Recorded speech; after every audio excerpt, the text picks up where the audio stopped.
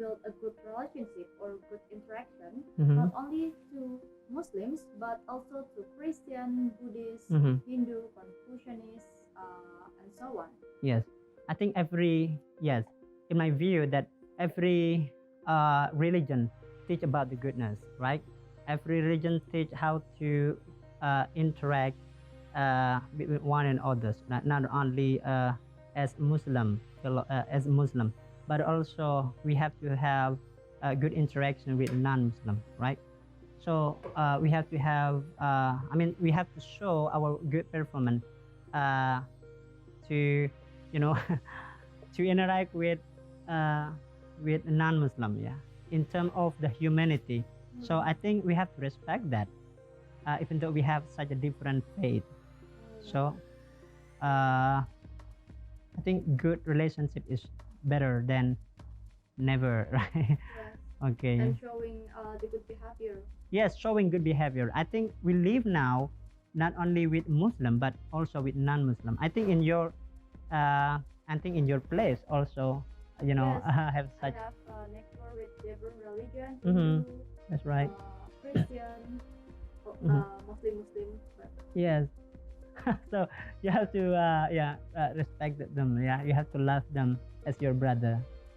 as a young generation, Mhm. what are practical steps to protect ourselves from the risk of indoctrination or violence in the name of Islam? Yes, as what I already mentioned, you have to defend. Yes, the way how to defend yourself from the indoctrination uh, is that you have to learning Islam. Yeah, you have to learning Islam from thing. The first is learning Islam from the Quran, right? You have to know that, and not only know that, not only reciting Al Quran, but also you have to know about the content of Islam, the meaning of it, and you have to learn about the interpretation, because there are a bunch of the interpretation of Islam, right? So you have to learn that interpretation, or we call tafsir. Yeah, you have to have deep understanding to that. And the second thing is that it's not learning Al Quran, but also you have to learn Hadith, right? Because in today's time, people those who just considering the major thing of Islam is Al Quran, and then they ignoring Hadith, because not all everything explained in the Quran, like doing prayer, 5 times in a day, yeah. So it could not be explained in the Quran, but it explained by and supported by Hadith, right? So the amount of it, okay, it is explained by Hadith. So that's why people ignore Hadith, because it's just rely on the Quran. Okay, that's something like that, or we call inkar sunnah, something like that. It is where the common phenomenon in our life today. Yes, I think you have to know comprehensively. Yeah, Yes, about I agree. Islam. You have to comprehend the whole Quran, not just citing from one verse or one ayat. Yes, right. So that's why if you completely know about Islam and the sources, and you will be the wise man, right? You'll be a good human, right? You're not going to be trapped into the wrong thing, and to to different between this is the good thing, this is the right thing, right? So by knowing all these things, you're not going to be trapped into doing, or even to be indoctrinized to do such war, or commit such as virus bombing.